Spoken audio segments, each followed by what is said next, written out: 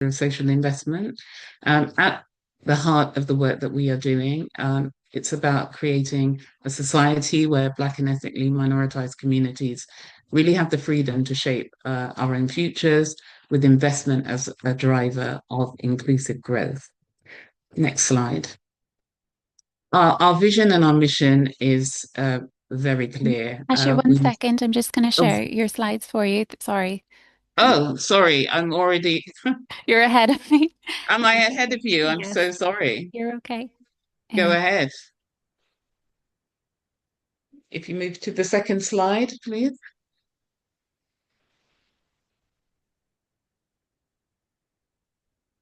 okay, so I'm on the opportunities exist slide. Okay, thank you so much. So, in terms of the opportunities that exist are really huge. Research has shown that the UK economy could gain £24 billion annually if we achieved full representation of Black and ethnic minoritized communities in the workplace and in business. By 2061, one in three adults in the UK will come from an ethnic minority background. But yet, the imbalance is actually really stark. Less than 5% of social investment so far over the years reaches our communities and organizations. And most of the organizations that we have been working with mostly rely on their own personal savings, funding from money from other directors, and less than 4% of investment management professionals, and that's fund managers who manage funds, are actually from diverse backgrounds. And those are some of the issues that we are trying to redress. The shift from exclusion and underinvestment to growth, sustainability, and generational wealth building. And in October, we will be launching our strategy, setting out our rationale and approach for investment over the next 4 years. And I'll come on to that next slide, please.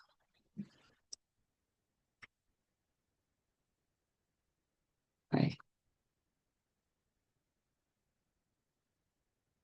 So Pathway is known as a wholesaler. It is not terminology that we necessarily roll with, but it describes the role of ourselves and our other sister organisations, Access and also Big Society, Better Society Capital.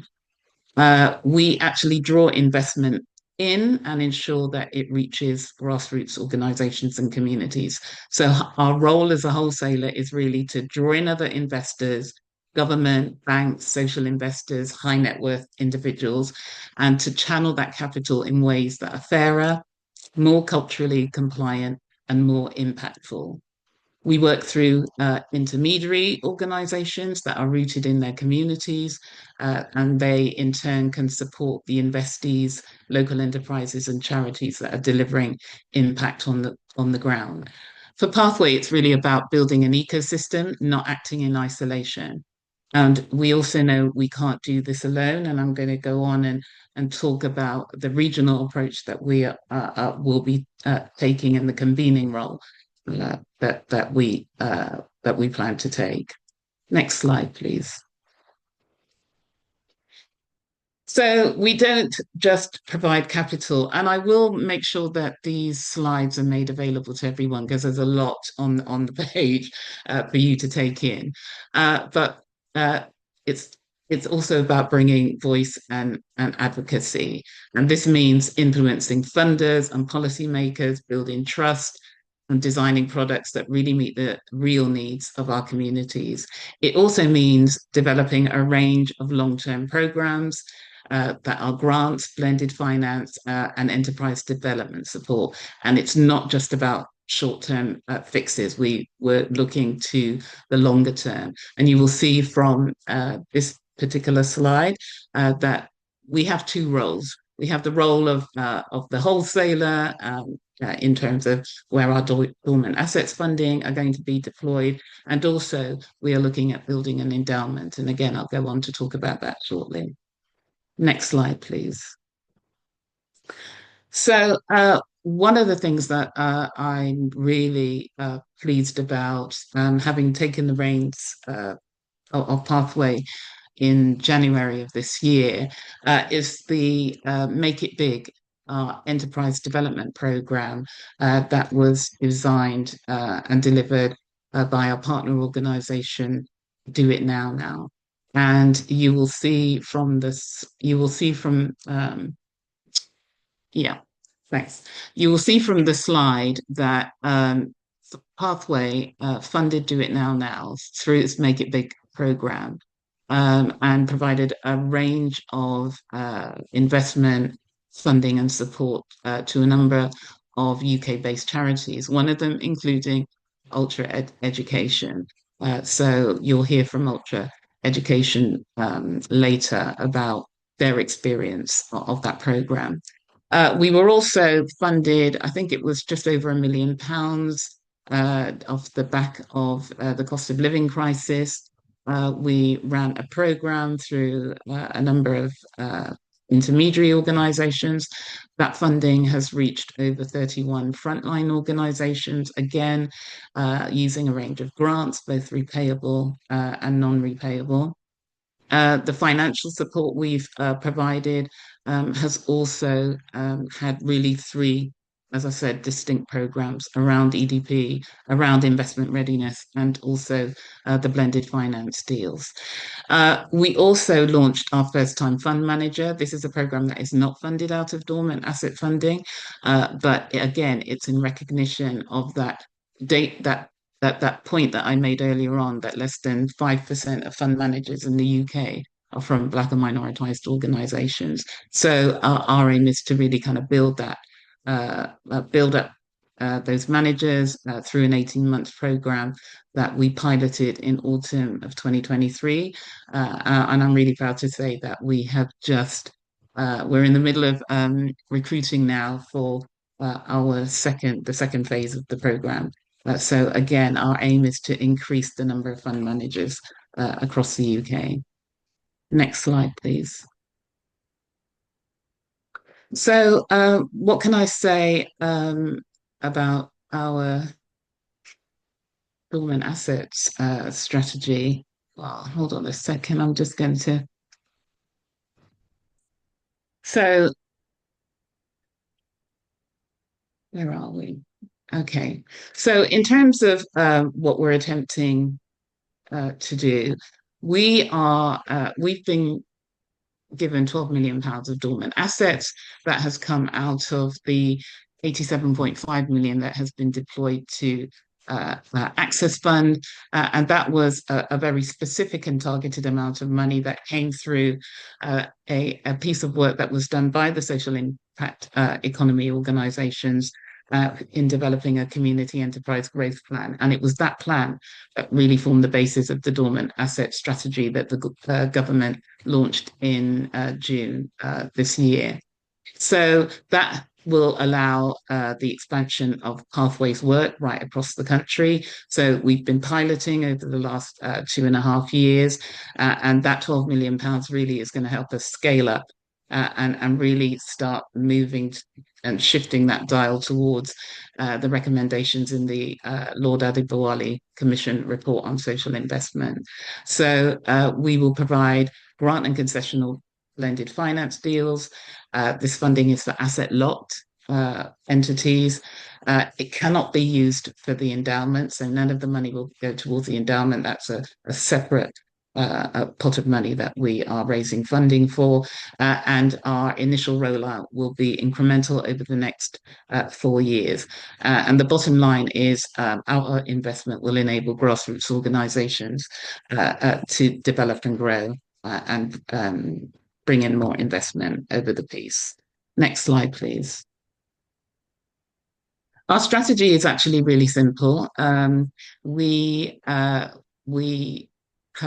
a couple of months ago, we just concluded a listening tour of 10 regions, and it's from that regional listening events, that we have decided to take a regional approach to the way in which we're going to deploy our funds.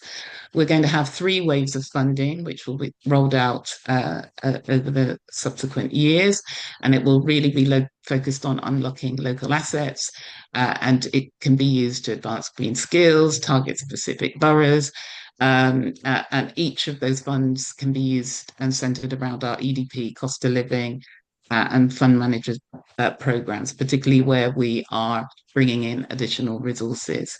We're also going to have a national pot of funding that will run in parallel to our regional waves, and that will include dedicated capacity building for intermediary organizations.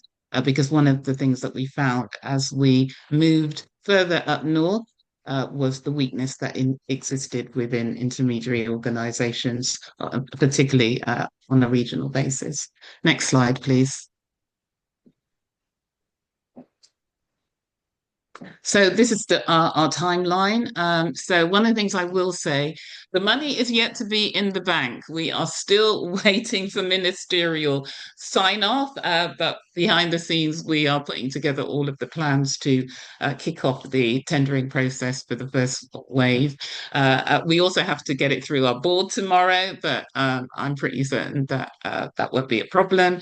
But we are proposing, as I said, that we will deliver our investment in three waves, and by the end of 2029, the aim is that we will be on our way to deploying at least over £8 million of our investment into the regions and nationally, and at least four of our intermediary organisations that we will invest in will be fully developed, and a further four will be in the pipeline. Next, please.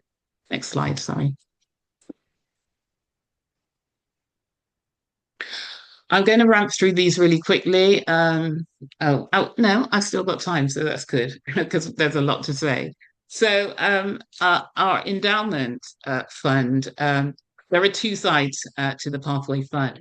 It was really important for the organisation that dormant assets has its restrictions, and it means that many Black and minoritized businesses and social enterprises, mission-driven businesses who may not have an asset lock within their governance structure means that they will fall through the net. But that doesn't mean to say that the need is still not great and that it's still needed.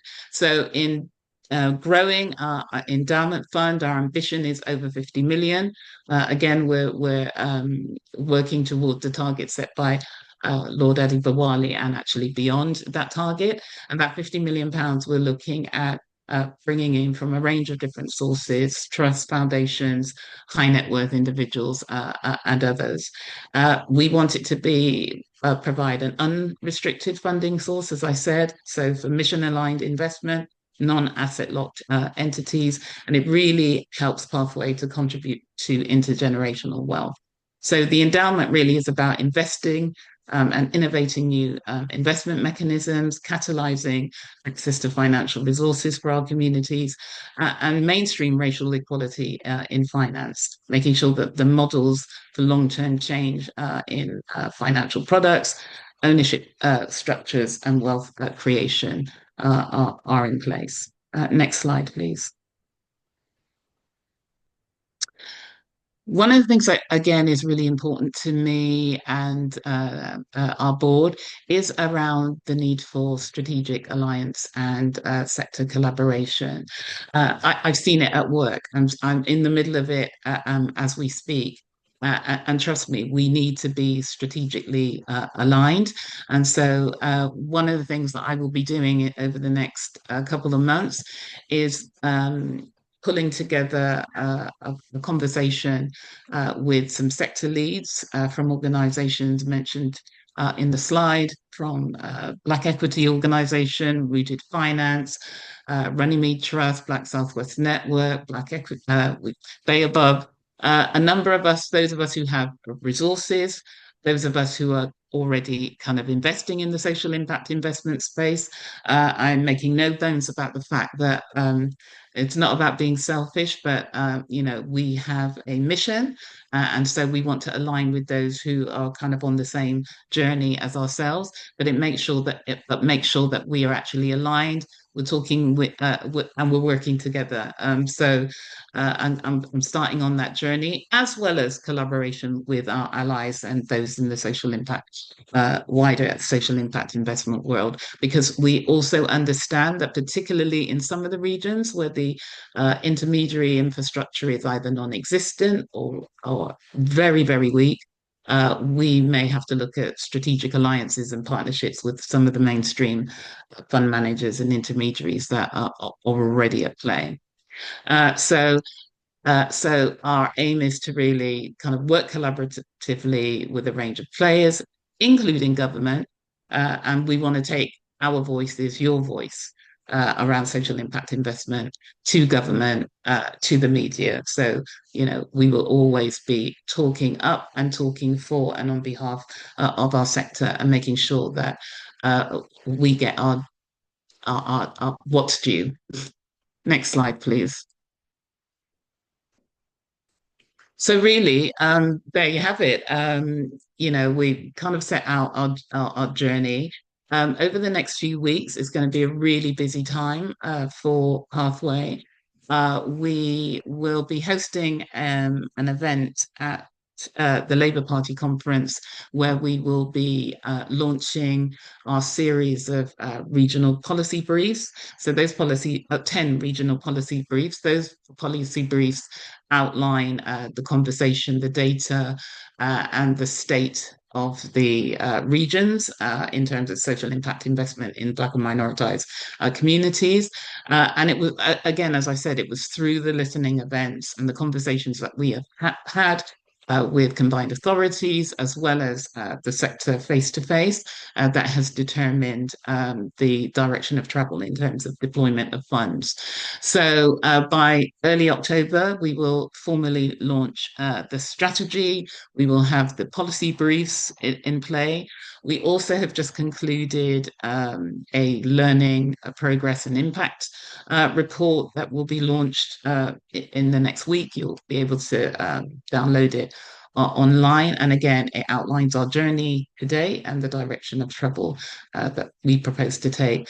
But fundamentally, it really is about work for me, working in collaboration. That's the only way I know how to work. And that's been kind of my history for many, many years. So I know that I'll be working with some of you over the coming weeks, months, and hopefully years. So thank you for listening. Thank you so much, Asher. And just a reminder, if anyone has any questions for Asher, please do either pop them in the chat or keep them, and we will come back to Asher after the other speakers as well. Thank you so much, Asher. I'm going to pass on now to Annie. Brilliant. Thank you so much, Olivia, and thank you, Asher. That was a really brilliant presentation. I'm just sharing my screen. Can everyone see that okay? Yeah. Yeah, brilliant. Perfect. Hi, everyone. Great to be with you this afternoon. I'm Annie. I'm Senior Digital Content Manager at Good Finance. And as the slide suggests, I'm here to provide a very quick introduction to social investment. So if you're sitting there right at the start of your journey and you've got lots of questions about kind of whether it's right for you and what social investment even is, actually, hopefully we'll get to the bottom of that over the next few slides. But it really is very quick. So hopefully just a very much a starting point to put you off on next steps for your social investment journey. So Good Finance, who are we and what do we do? Our mission is to help social enterprises and charities to navigate the world of social investment. There's lots of buzzwords, jargon, it's quite complex, and we're here to hopefully make that process even just a little bit easier for people that are currently navigating the space. We're a collaborative project, so we're currently jointly funded by Better Society Capital and Access the Foundation for Social Investment, and that's two of the kind of wholesalers that Asher was was mentioning earlier. And our key goal is to provide information, tools, resources. We really want our users to build knowledge, to put them in a really good position to make informed decisions about the future financing for their organization. So we're really not here to say good social investment is the best thing since sliced bread. And we're not here to, sell anything. Everything on our website is completely free and available to all. But what we really want is for people to be able to make informed decisions about their organization and whether social investment can actually help them to grow and scale the impact they deliver for their communities. So how we define social investment is the use of repayable finance to help an organization to achieve its social purpose. So put very simply, it will sit alongside grants, donations, and other forms of income streams to support an organization. They may generate a profit through the services that they provide, and it's that profit or surplus, the financial surplus, which is then used to repay investors. But luckily for me and you, there's a quick video that explains this a lot better than I could. Across the UK, charities and social enterprises like yours are tackling some of society's biggest problems. Maybe you've set up a coffee business to give people the skills to get back into work, or are running a nursery and using the profits to support local parents. Whatever your mission, you'll need money to help with cash flow, to grow your organisation, or to buy an asset like a new building. You might even need finance to kick-start your new venture. And that money could come from traditional grants or donations, or as a loan from your local bank. One option is to get that money from a social investor. That social investor could be an organisation or an individual, and you can borrow their money or offer them shares in your organisation. But what makes a social investor different? Well, they don't just want to see a return on their investment. They want to see their money being used for good, helping you to keep delivering your social mission. Sound good? To see if it's right for you, check out goodfinance.org.uk. A shameless plug at the end there, but hopefully that provides a bit more context around the very basics of social investment. So we always say it's best to consider social investment alongside other sources of income as part of a wider financial toolkit. And it's just another tool that you can use to create impact. So as with many things, it's never good to be very reliant on one over another. And it works much better as part of a wider package of finance that helps to kind of really resilience-proof the future financing for your organization. Some examples that we see quite a lot include kind of trading. So you might sell stuff yourself, donations and fundraising, grants as well as part of that. Contracts, perhaps from a local authority, or payment by results, mainstream finance from high street lenders such as banks, and of course social investment. And what's really key is that you will probably have a combination of these tools depending on your circumstances and other factors like the legal structure of your organization. Some really key things to think about before you kind of start exploring social investment in a bit more detail are what we call the kind of three key pillars of social investment. So number one is purpose. What do you actually need that social investment for? You can't, as much as we would all love to, you really have to have a reason to need that social investment. And that might be to buy an asset. Perhaps you're currently renting and the property you're renting's come up for sale, and that would actually make it cheaper for you on a monthly repayment basis. Maybe you want to kickstart a new venture. Usually it helps to have a track record, but not always. So that is dependent on the social investor. Maybe you've got a service that's already working really well and you'd like a little bit of kind of more finance to grow and innovate and reach more people, essentially, with the services you're already providing.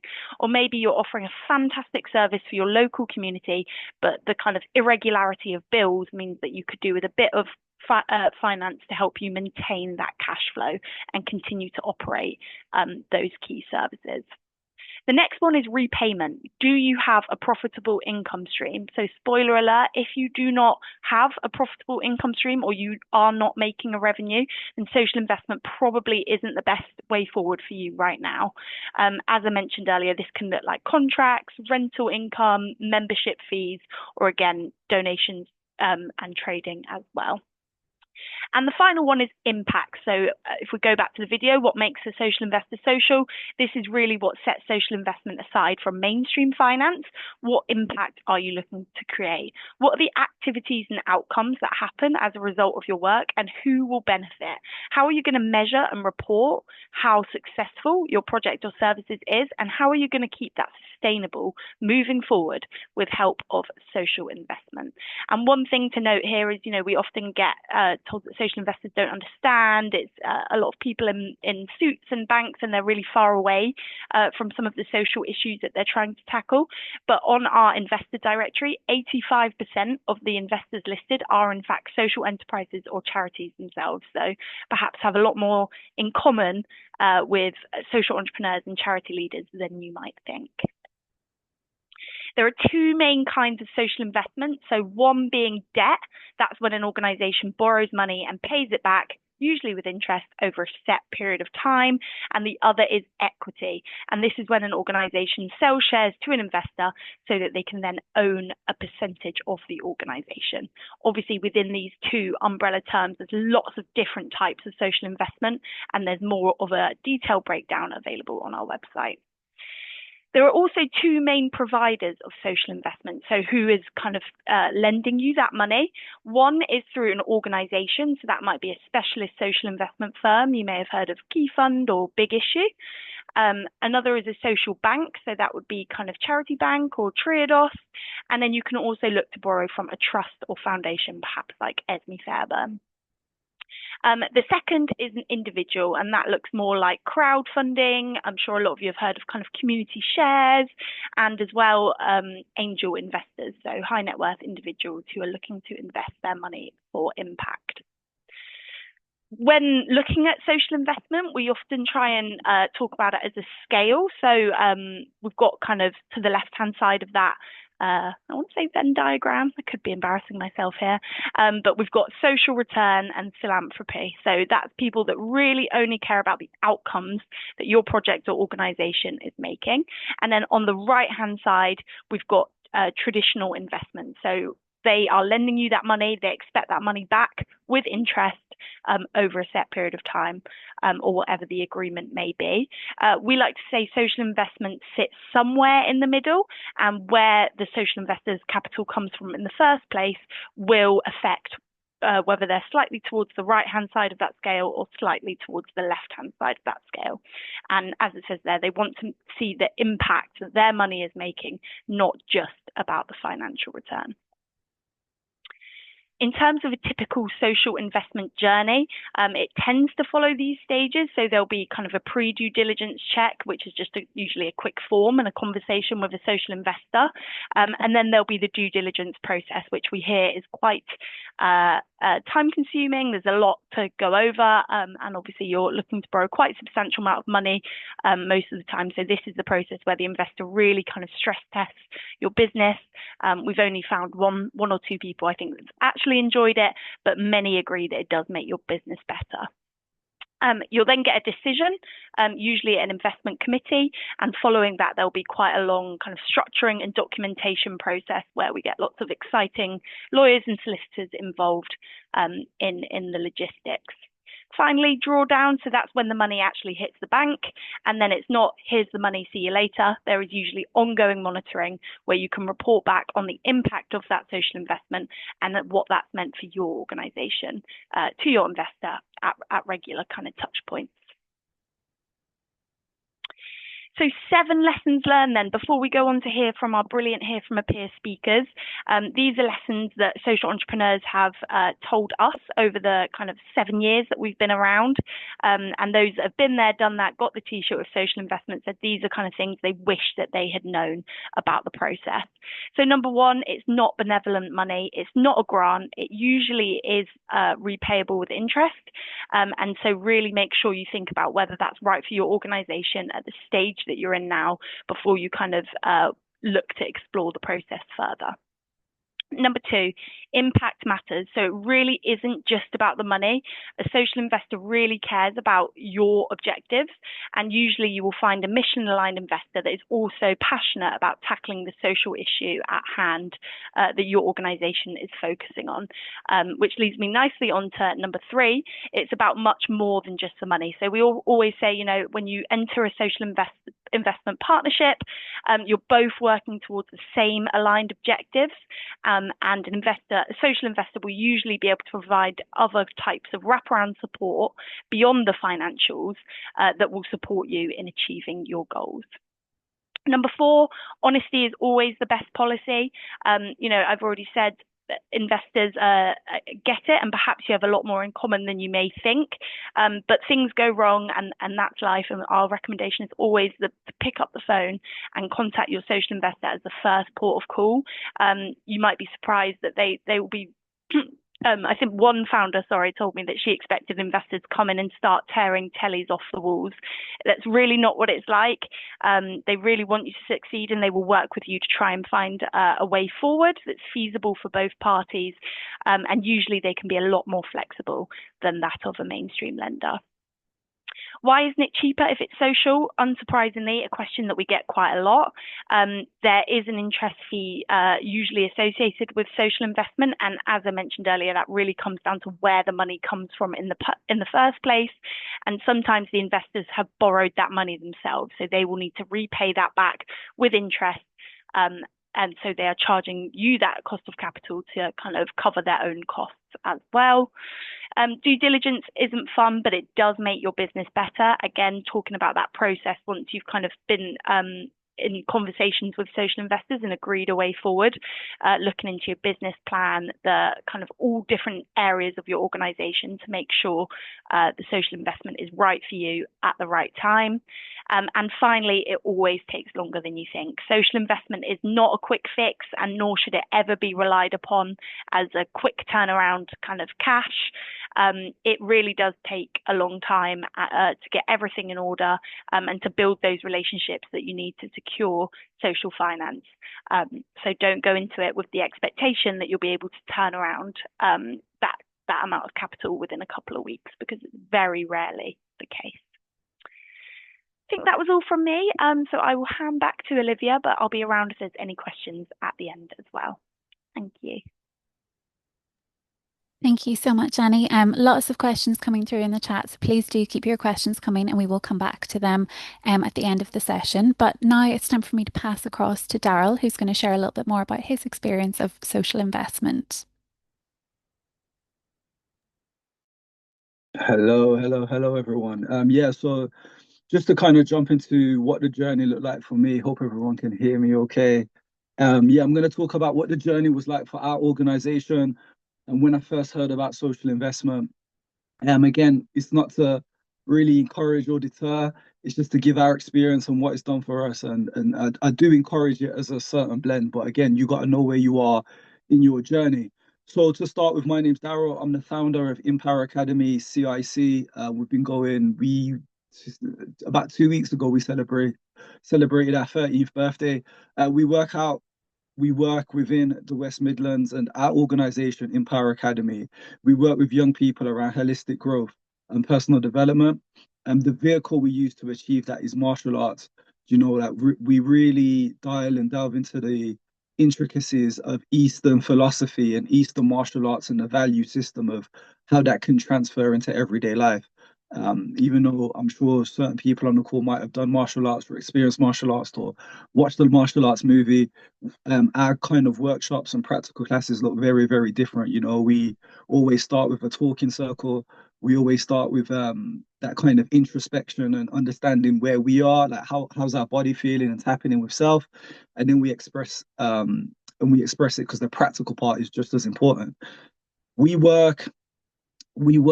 primarily with we primarily do targeted programs. So about 70% of what we do is targeted work. So we work with young people on the periphery of criminality, exploitation, and that could be already involved in gangs more so the last few years. But 70% of what we do is referral based. So we work with the youth offending teams, local authorities, the police, might refer in social workers, etc. And then the remaining is kind of open community. We have 7 services that we currently run. Don't worry, this is all coming into why we're getting social investment.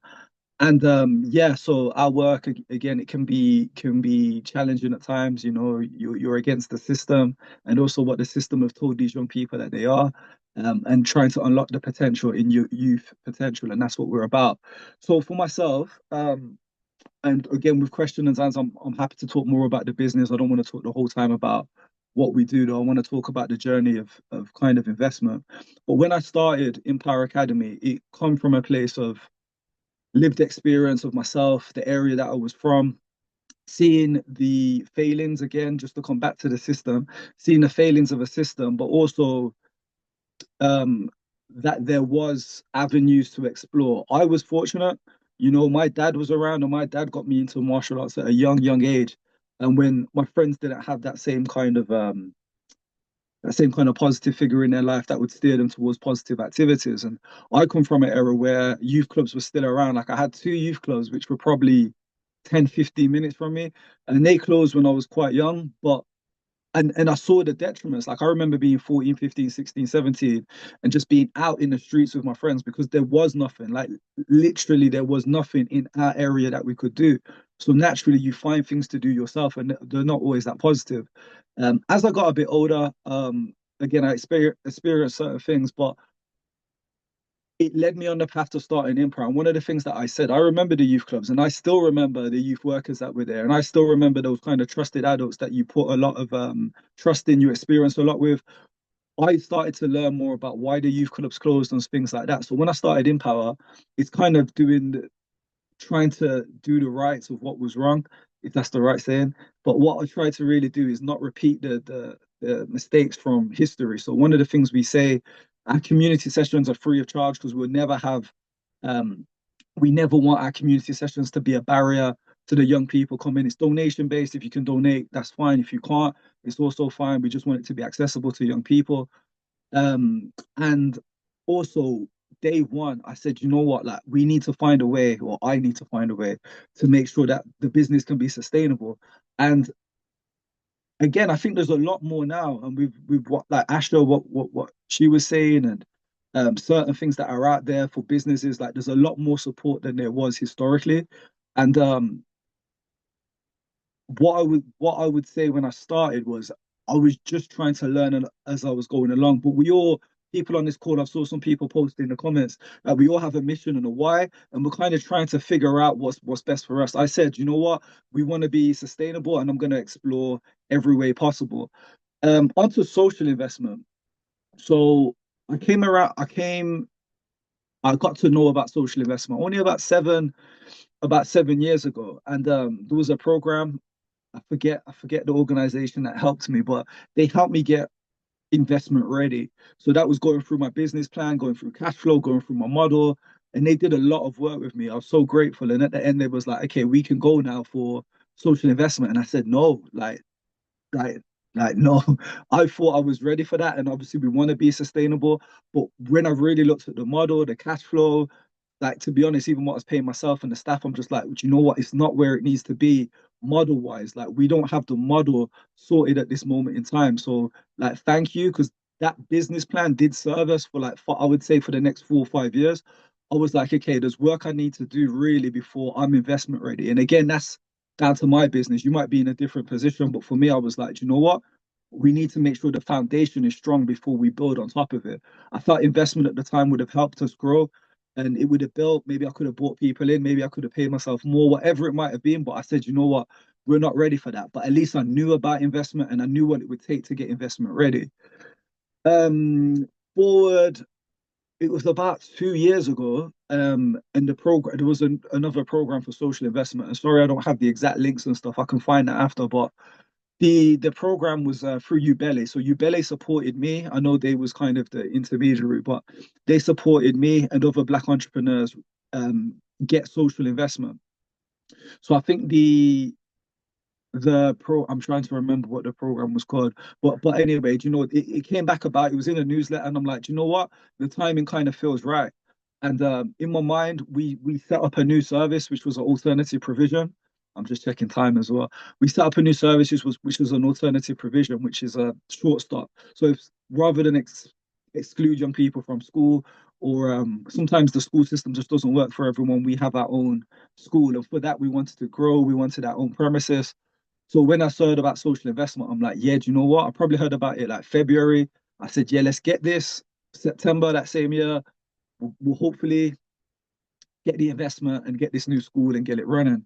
Um, like what we said in the last thing, it takes way, way longer than you could ever think, and it really depends. Because I was thinking I had this investment plan from before, business plan from before, but the due diligence did take a long, long time. Again, like I say, 2 years pretty much. Like we got our investment January this year, so it took a long time. And I'll be honest, part of that was me because I'm not just on the screen. To be honest with you, I'm still there, I'm still delivering, I'm still quite frontline.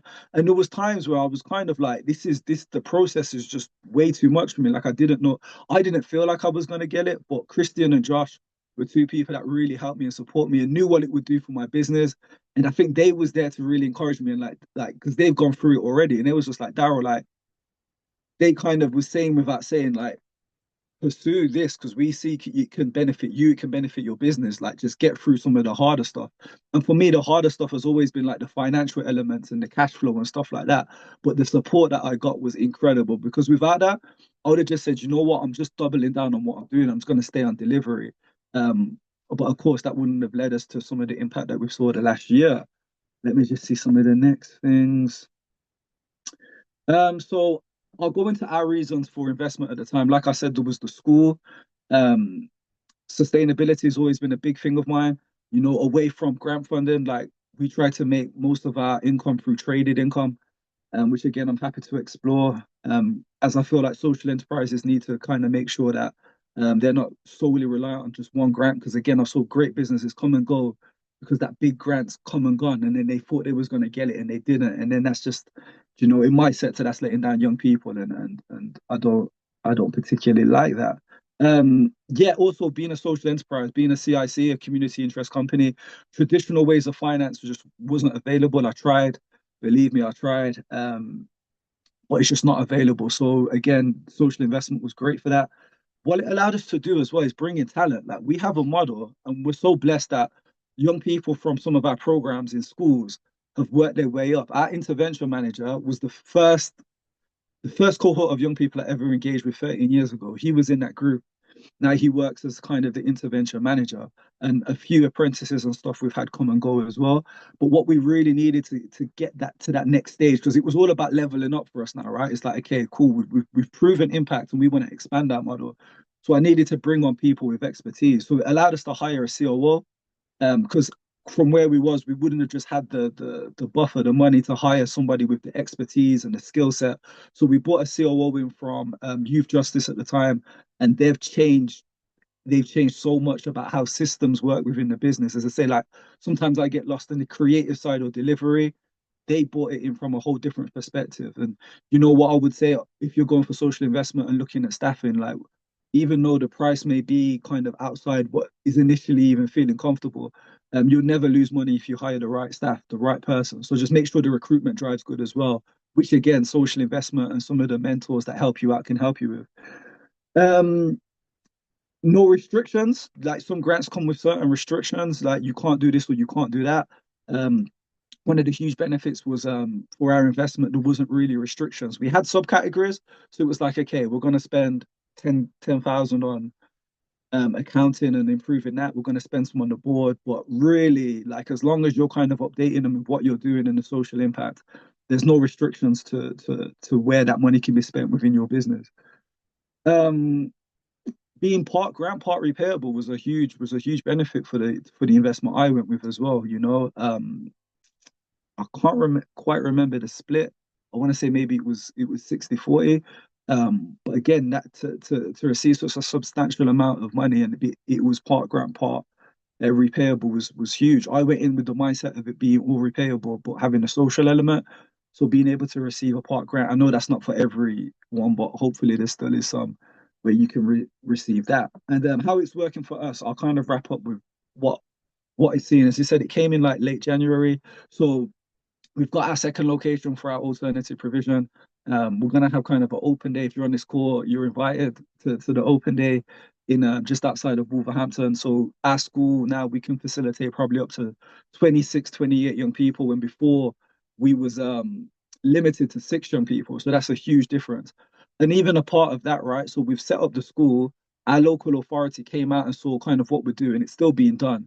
But I think that had a part in us winning a tender actually to run our alternative provision. So we won a tender about 2, 3 weeks ago, which pretty much guarantees us a certain amount of young people. And without that building, we just wouldn't have been able to do it. There was nowhere in our city we could do this, so we took it slightly outside. So without investment, we wouldn't have done that. We've got a bus, so we've got a. It was a gaming bus because there's a gaming arm to our company, but we're turning it into a youth work bus. Detached youth work or outreach work has been a big part of what we've done for 7 years. You know, going out to where young people are, not expecting them to come to us. So the bus really was an idea that we had for the last 4 years, because in the winter time, again, there's still young people out, but there's not really a lot of safe spaces what you can do. So usually we go to parks and we go wherever they are. In winter, it's not the same. So the bus kind of with the bus, it doesn't matter. We can do that all year round. We'll go to these high impact areas with high ASB, and we'll park the bus there. It's got gaming on top, about 6 PlayStation, 6 Xboxes. There's a mentoring zone. There's a space for martial arts. We can put the canopy out. Like, it's going to be revolutionary. And we're in talks with the local authority of starting that soon. So follow InPower, stay tuned. Like, the bus is super exciting. But anyway, the investment allowed us to renovate the bus, get it wrapped, get it MOT, like get all the stuff that's done. And again, I didn't foresee how much stuff the bus would need, but it's a big bus. But again, if you check out our social media, you will see that. And the COO, like I mentioned, hire the right staff. You'll never lose money.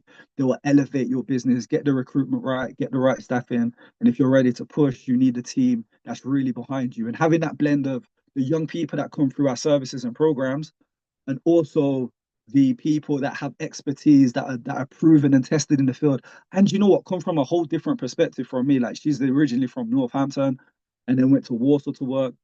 A whole different perspective. Like, and that also is incredible at the top. So investment has really, really worked for us. Our annual report will show that, which I'm hoping gets published this Friday.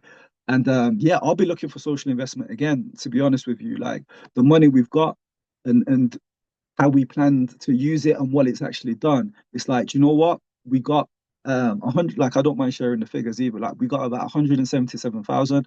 But what we've been able to do, return on social investment, the social return on investment, sorry, and also for the business revenue wise, it just made sense. So we will be going back for social investment very soon. So I'm going to be tapping in, and that's why I'm listening very keen to this webinar as well as delivering. I hope you can take something away from that. You can reach out to me personally and learn more about my story, the business, and but yeah, for me, that's me. Thank you for listening.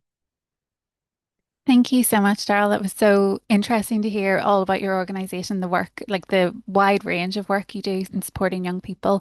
And thank you for sharing a bit more about your experience of social investment. We'll definitely come back. I see there's some questions coming through in the chat.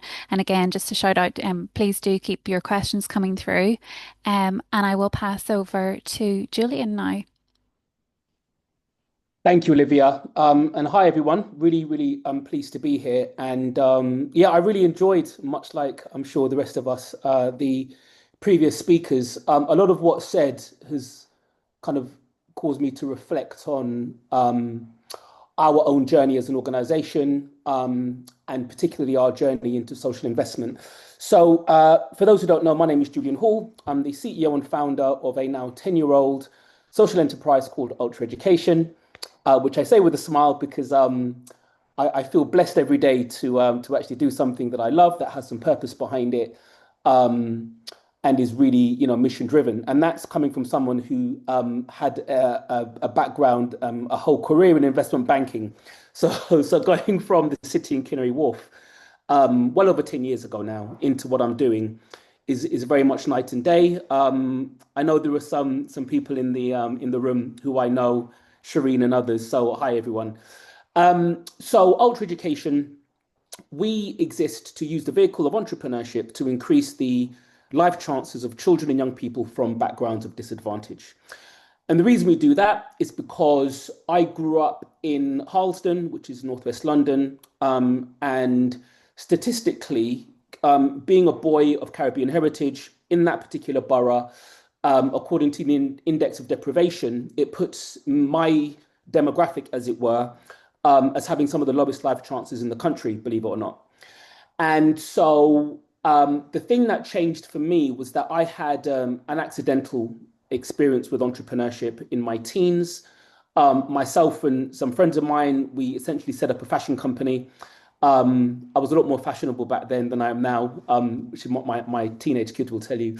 But we essentially, had this business, and I, in retrospect, look back and realize that it taught me a whole bunch of skills and gave me a mindset and an approach to problem solving and thinking and collaboration and solving problems and making money that I didn't learn in school.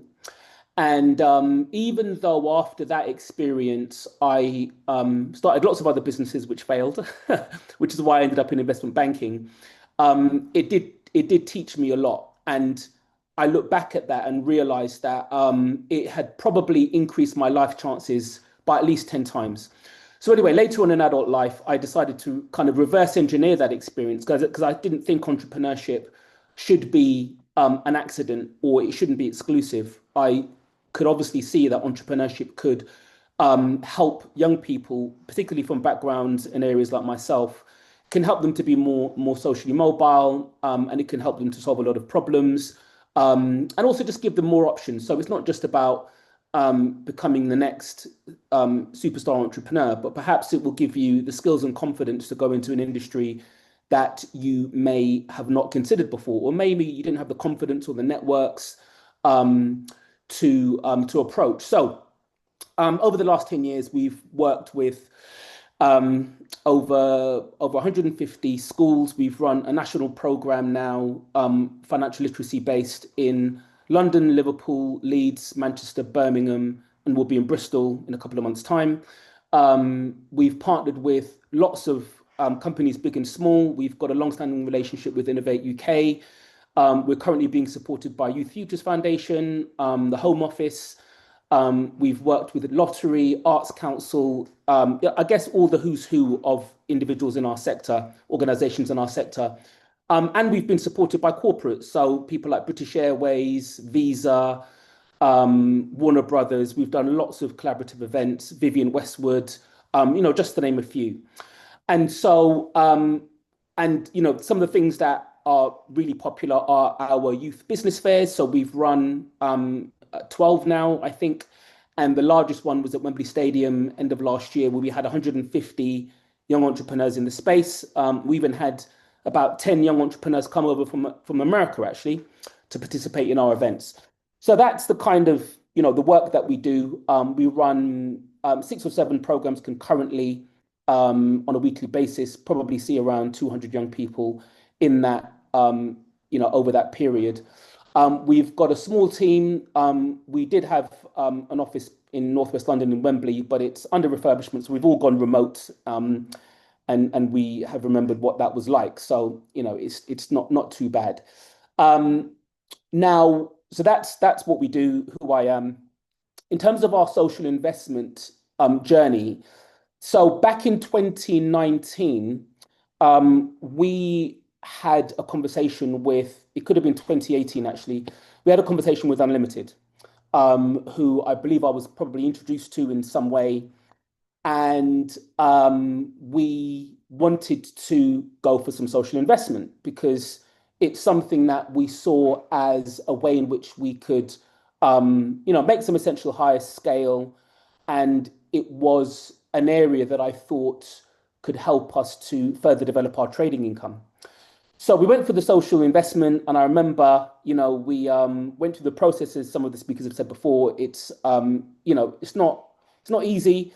And I remember at the time waiting for the news after the panel that had come, and the answer was no, but it was a no but. And the no but was we were really close, but what Unlimited had decided to do at the time was to give us, was to apply for some other funding. I think it was through SIB, and it was to give us some consultants. So a sales consultant and a social impact consultant to help us kind of brush up those areas of our business.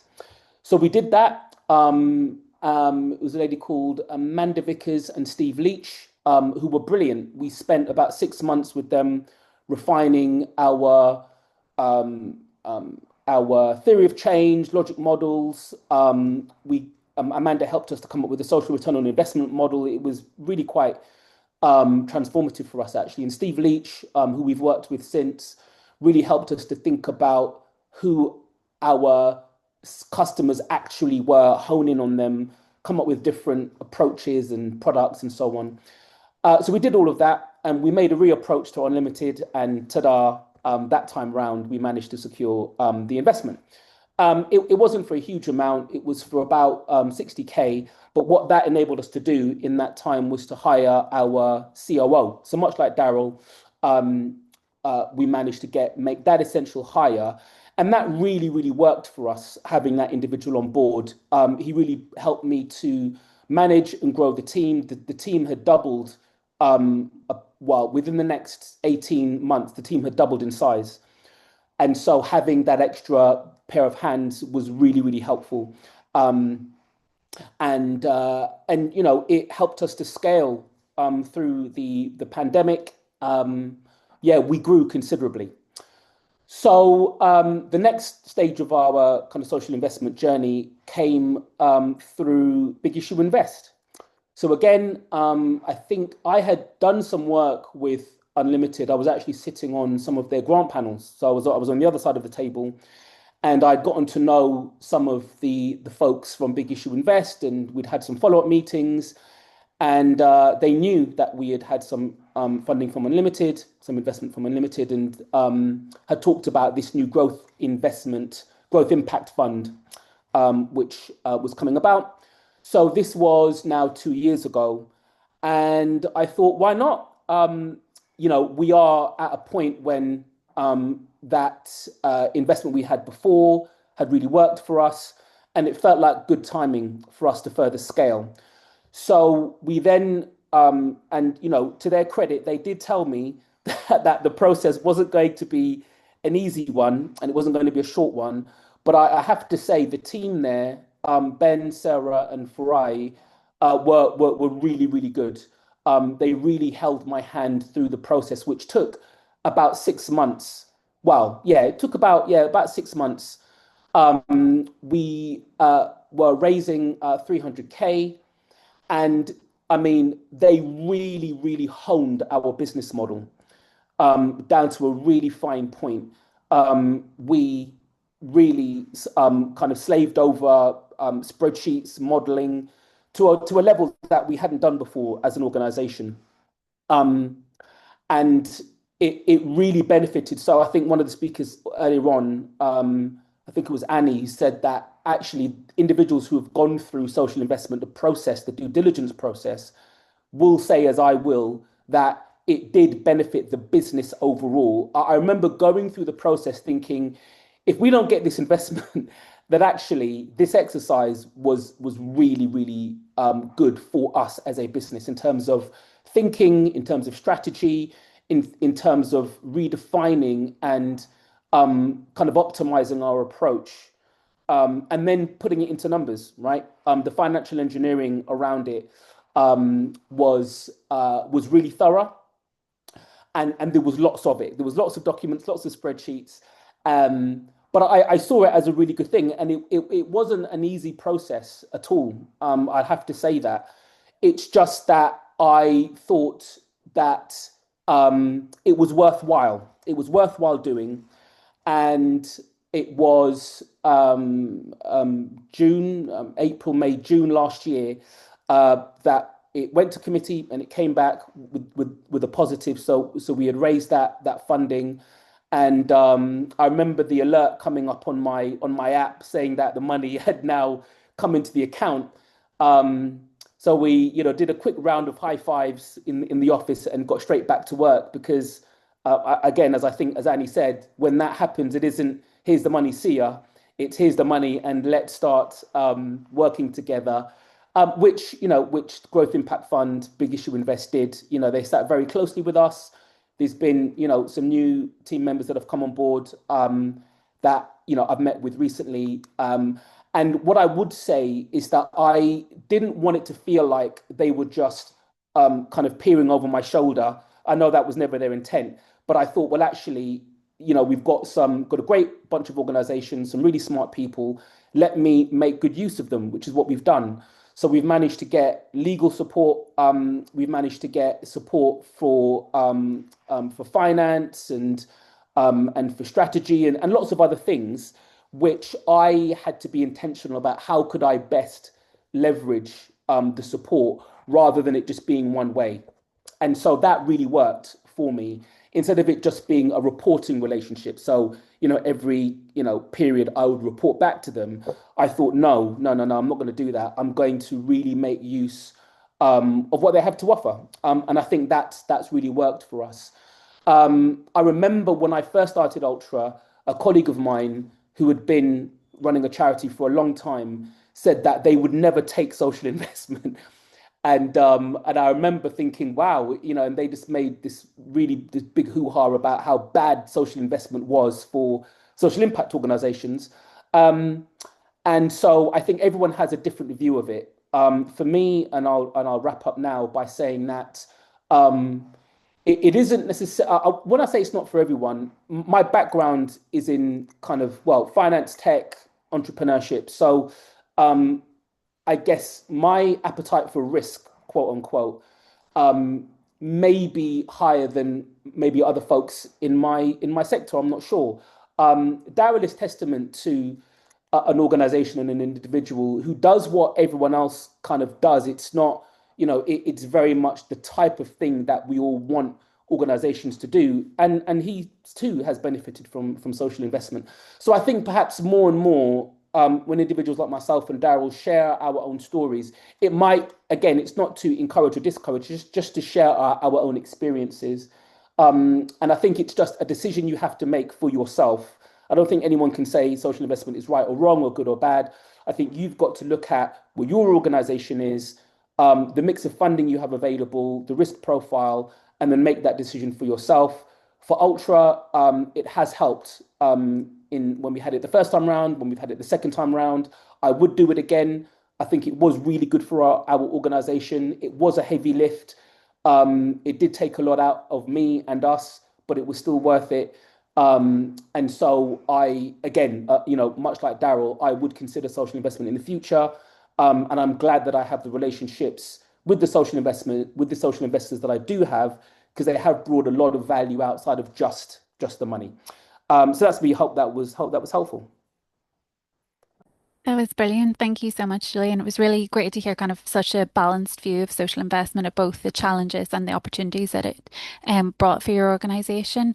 What I'll do now is I'm going to bring our speakers, I'm going to spotlight everyone and kick off with some questions. There's some questions coming into the chat, and I've seen, Asher, you've answered some of them already, so I'll try and summarize some of the other ones. But there was one that came in around I guess kind of that thing around trust. Raleigh has asked, you spoke about the importance of building trust and increasing cultural competence of funders. From your experience, what's been the most effective way to nurture that trust, and what lessons might others in the sector take from Pathways' approach? Yeah, firstly, we're all great questions. And trust takes time. It takes time, it takes consistency, and it also takes proximity. From my own personal experience, for me, the most effective way has always been to show up differently. I am always authentically myself. I'm there to listen. I'm not here to prescribe.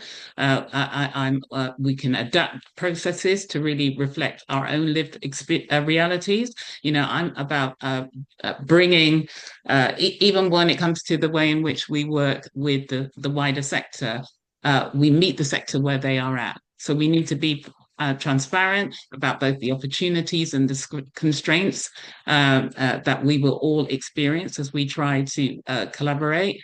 But a lot of that we are finding, and we're kind of growing those relationships, particularly off the back of the regional road shows. So yeah, we formed new kind of relationships, helping to support and look at the infrastructure, both with Black and minoritized organizations and emerging potential for intermediaries, as well as combined authorities and others. And we're really creating a space for honest dialogue. My staff will tell you like I think I posted I take no prisoners, okay, particularly when it comes to holding the mainstream to account. But what they see is what they get. And for me, the lesson for the wider sector is really about making sure that we are culturally competent in the way in which we work, and we're not seen as any kind of bolt on. Everything that the wider sector does and what Pathway does. Is at our core in terms of effective investment. So when communities see our actions will match the words, then the trust will follow. So watch this space. Thanks, Asher. And Julian and Daryl, you both spoke a lot about how, I guess, the relationship with your social investor was really important. And particularly, Daryl, you talked about kind of the challenges of actually going through that social investment process and feeling at times like it was, that you wanted to give up. What kind of additional support did your social investor kind of offer, and what did that look like, and how did that support you practically through the process? Yeah. So the support we got in particular that we needed to kind of structure was more around governance. Governance was a big one.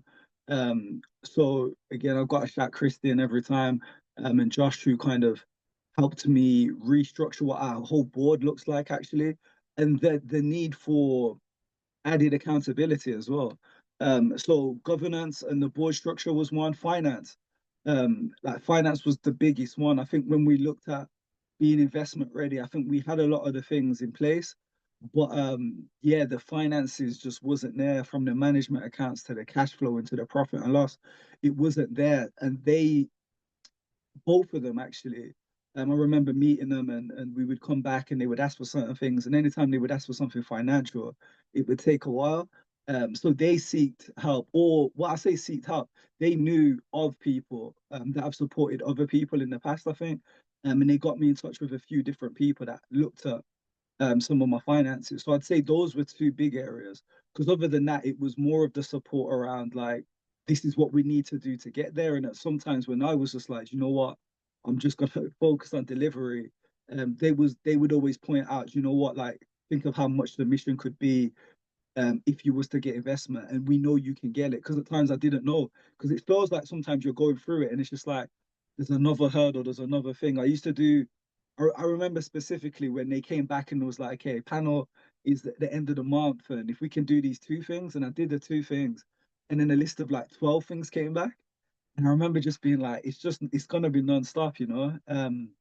So they was there just to encourage the process and let me know that like we're closer than you think to go into panel and getting it done. Yeah, absolutely. It's that challenge of making sure that you've got all the information needed. And then I guess when the investor's coming back for more stuff, it can feel so overwhelming. And Yeah. Julian, you spoke, I guess, kind of on the flip side of that, once you had actually received the social investment and you're going through kind of that process of the ongoing reporting and monitoring, of still being able to access some of that wraparound support. I guess, by what mechanism did the social investor make you aware of that? How was that kind of available to you? How did you go about accessing that additional support? Yeah, I mean, when we met with them, I mean, they would offer it I guess from their perspective, it was more about saying, because I guess wraparound support could mean anything, right? And so it was really my job to define what that meant for me practically and in practical terms, useful terms. It wasn't just, oh, well, maybe you could brush up my theory of change or do something which was just, surface level. I really sat down and thought, oh, they're asking me what help do I need? What help do I actually need? Right. And then, you always need help with stuff. And then I thought, okay, well, let me just ask. Let me just ask and see what happens. What's the worst they can say, right? Worst they can say is no. And I did that. And to my surprise, there were things which they were able to offer, mechanisms that they had in place. So, for example, I know that I think it was on the unlimited side, they could like kind of broadcast support requests, into their network, right, into their amorphous network, and then people would come back, right, with offers of support. And when I realized that worked, I thought, right, I'm going to ask them for loads of stuff. And and some of the stuff was, they could help. Some of the stuff that they couldn't help with, but it did make a difference to us as an organization in terms of the structural stuff, the governance, all of the kind of grown up organizational stuff, which, as Daryl says, takes you away from delivery. But it's really, really important when you're thinking about scaling, the mission. And so, like I said, although they made us aware of it very early on, I couldn't quite, compute how we would benefit from it until I just said, well, let me just ask and see what happened. I didn't overthink it essentially. I took it at face value, had a real look at what we needed in the organization, and I presented the ask, and it worked out. Yeah, and you both also talked a little bit around getting those knockbacks at kind of the early stage of being told, not yet, and getting that additional support, I guess, at that early stage. But it must be quite a frustrating process to go through when you've gone through kind of speaking to an investor, approaching an investor, and then being told you're not at a stage where you can get social investment right now. What advice or what guidance would you give to an organization that maybe has been knocked back? And how important was that feedback and guidance from the social investor in kind of getting you investment ready? Yeah, I mean, I can chip in. I guess for me, it's the cliche. It's not a loss. It's a learning. And so because I knew that I wasn't going to, kind of stop or give up or stop moving, I just knew that, okay, well, it's information. So whatever we weren't ready, whatever made us not ready, let's just fix that, right? And then make another approach. I'll take you at your word that if we are short on some of these things and we put them in place, that we can make a reapproach. And it was true that that was the case. And I guess once you realize that it's social investment, meaning yes, they do want to see a social return, but they also want to see there's an investment return, and that the thinking around that is very, very different. So once you understand that, and you realize that there's just another set of metrics that you need to align with and stand up to, then you kind of understand that the process isn't it isn't finite, meaning just because you get a no today, it doesn't mean you'll get a no tomorrow. Thank you. And Daryl, I saw you had your hand up. Was there anything you wanted to add? Yeah, no, yeah, I think slightly different, slightly different. As you said, Julian has some really good pointers. I think if you do get a no, honestly, the process will transform your business. For me, actually, whether it was 6, 7 years ago, when I went through it, and the person that helped me develop was like, okay, we can go now through to speak to investors and try and get you into certain conversations and forward it. I decided like, actually, no, like this isn't the time. So I think knowing really where you are in your business and being honest, like I had more work I needed to do with the model, improve the model. And for me, it was really after introspection. it was like, yeah, we could get the cash flow, the investment in now, but it feels like there's other things that I need to do first for the business, and then the investment will come at a later date. It's kind of like divine timing, right? So at the time, I was like, this doesn't feel right now. Let me explore some other options and of getting sustainable and carry on doing the model, but definitely in the future. And that's how it worked out for us. Yeah. Asher, did you want to add? Yeah, I just wanted to say, yeah, I mean, as I said before, we want Pathways investment to meet the businesses and the organizations where they are at. We are not here to dictate, and we expect to see whoever we invest through our regional infrastructure intermediary organizations. Yes, there will be a framework, but the framework needs to also be adaptable. As I said, we found various levels of need and support all over the country. And I think I've just put in the chat actually, yeah, the kind of there's this view that our communities are too afraid of investment or borrowing money.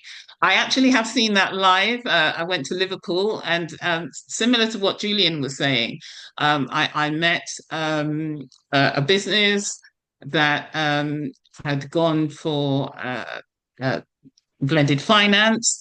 And when the investment dropped into her account, she wouldn't touch it for like 4 months. It was like literally, that's what she says. She was still quite shocked that she'd even managed to kind of get that, but that was with the ongoing support of Blast, the intermediary in the Liverpool region. But when you've been knocked back time and time and time again, but you're right, once you go through particularly the due diligence, because it can be off-putting. Again, I've heard that from others, but they've said it is also kind of life-changing, not only for themselves, for their business, because it helps them look at their business in a completely different way than just, straight up kind of trying to secure funding from a range of different players. So yeah. Absolutely. Derek, you've got your hand up. Go ahead.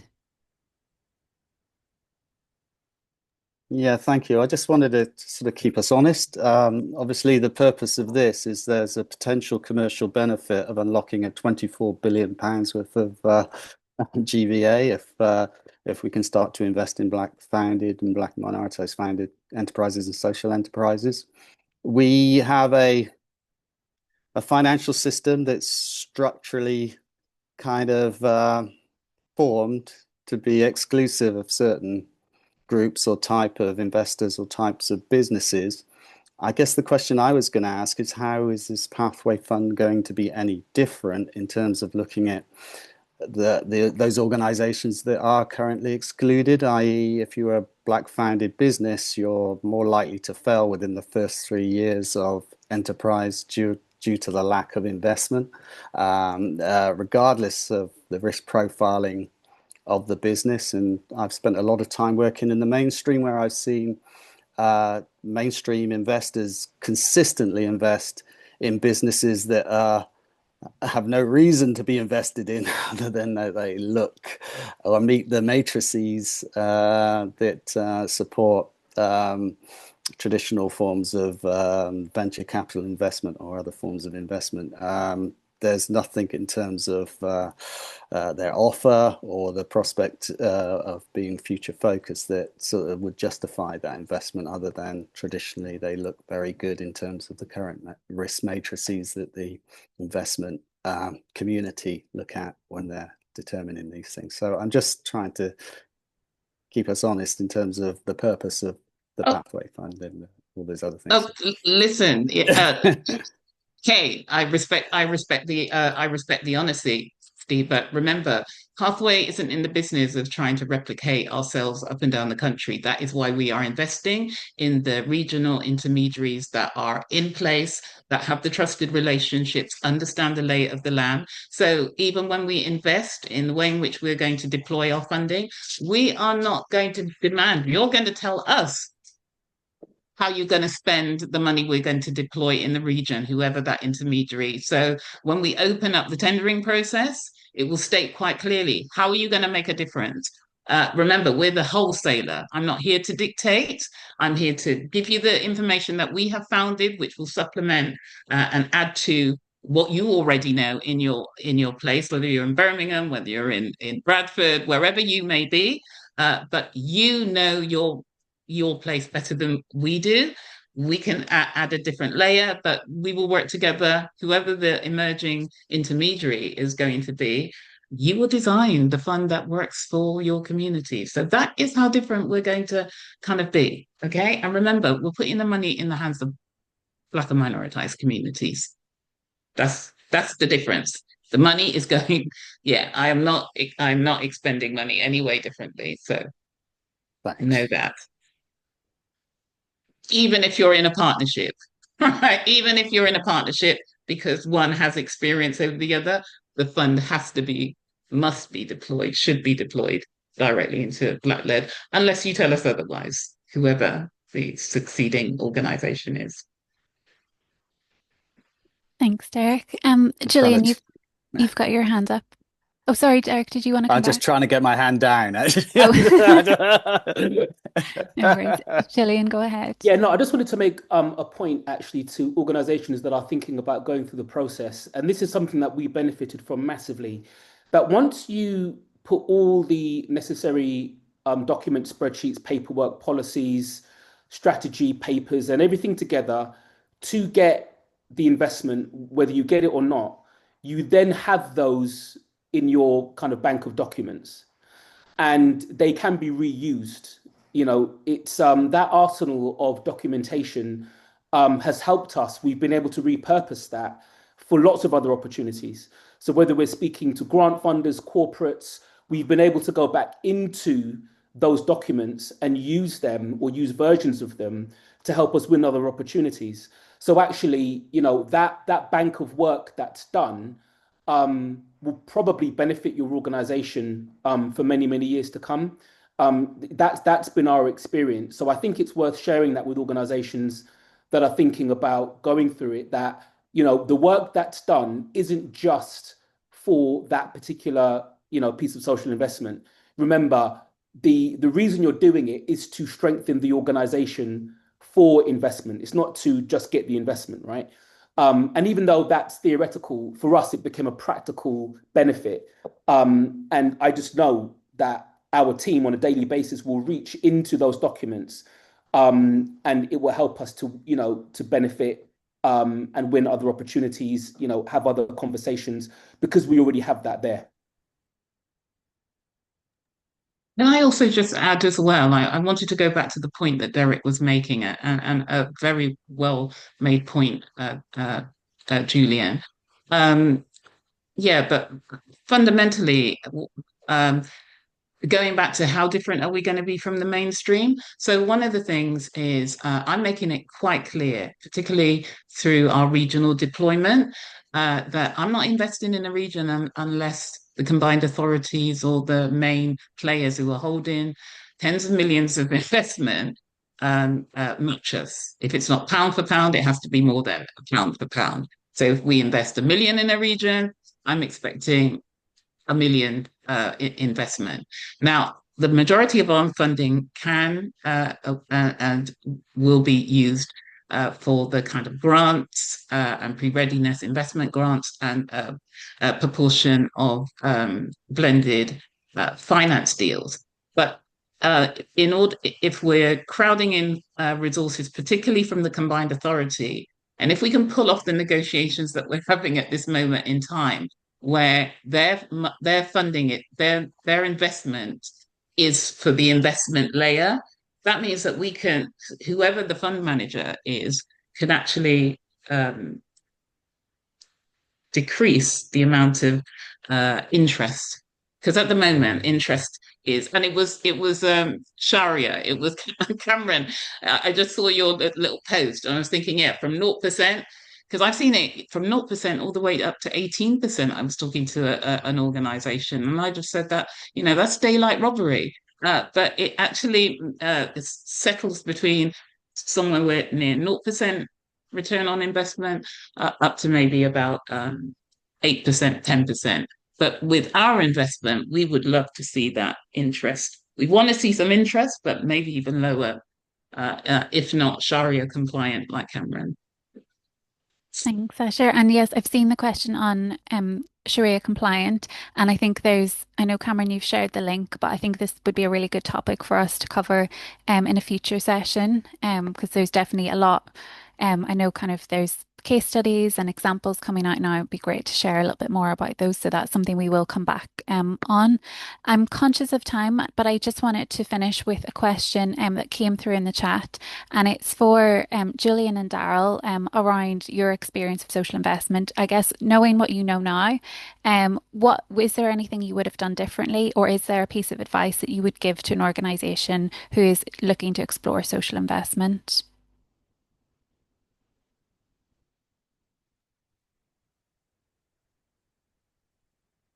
Whilst Daryl's thinking, I can see he's loading a really meaningful thought there. What I would say is, just from a really human perspective, I didn't take into account how much that due diligence process in the investment process took out of me in the organization. And, I'm not saying take a holiday straight after, but I am saying that when everyone agrees, it's a lot of work, it's a heavy lift, but, just think about how you and your organization recover from that, really. And that's just being really just human because I didn't consider that at all. After the process had come and gone, I didn't, factor that in. And that's a real thing, especially if you're a small organization, everyone's doing everything. Even if you get it across the line, you can, if you look at 100 or 200 meter sprinters, right? When they cross the line, they tend to fall over and you just see them on their back trying to recover. It was a little bit like that for us, if I'm honest. But I didn't consider what that was really like. And I would just say that, do factor that in. Even throughout the process, it will take up a lot of your time. There's a lot of day-to-day stuff that you probably won't be able to do because, as Daryl says, they ask, you send over 3 things and then you get another 12 back, right? I mean, there's only 24 hours in a day. We only work a limited amount of work hours. So how do you make that happen, right? How do you go through 3 to 6 months worth of heavy due diligence and still deliver your work? I mean, it's a real question. We managed to do it mainly because I took on the task of that due diligence process myself and the team did everything else, right? So I kind of compartmentalized it away from the team, but that's not always possible. And so I would just, going into it again, I would just consider just the time energy factor around all of that and, what to expect from after the process. How do you kind of, just, get back on your feet afterwards? Thank you, Julian. Great advice, and definitely that capacity bit is a huge challenge. Daryl, just coming to you.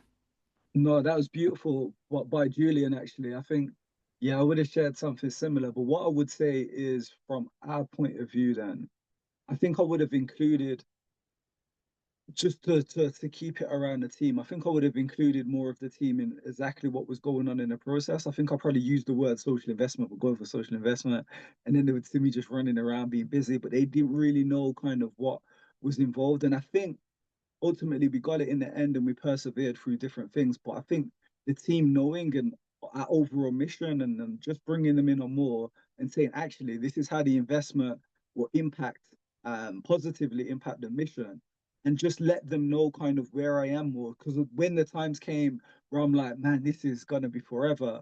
Um, in fact, if the team knew, they would have been by my side and been like, do you know what though, if you need something like we got you, or just reminding me of the mission. So I would say definitely involve people in what's going on, even if it's not your team, maybe even at home, like your loved ones. It can, like Julian said, take a lot out of you, right? So I guess the message there is the inclusion of people and just making sure that you're taking care of yourself, everyone.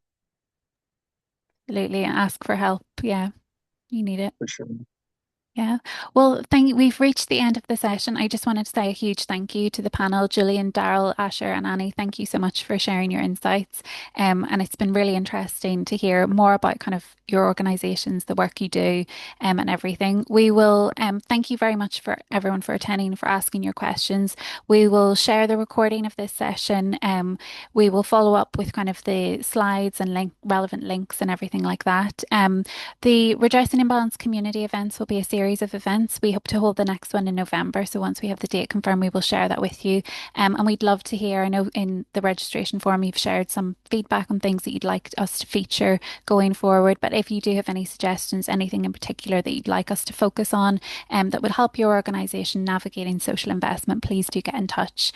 Good Finance, we're user-led, so we really take on board feedback and insights and suggestions from users. But I just want to say a huge thank you again, everyone, for your time today. It's been a really insightful session, and we hope to see you all again soon. Thank you. Take care. Take care, everyone. Bye. Take care. Bye.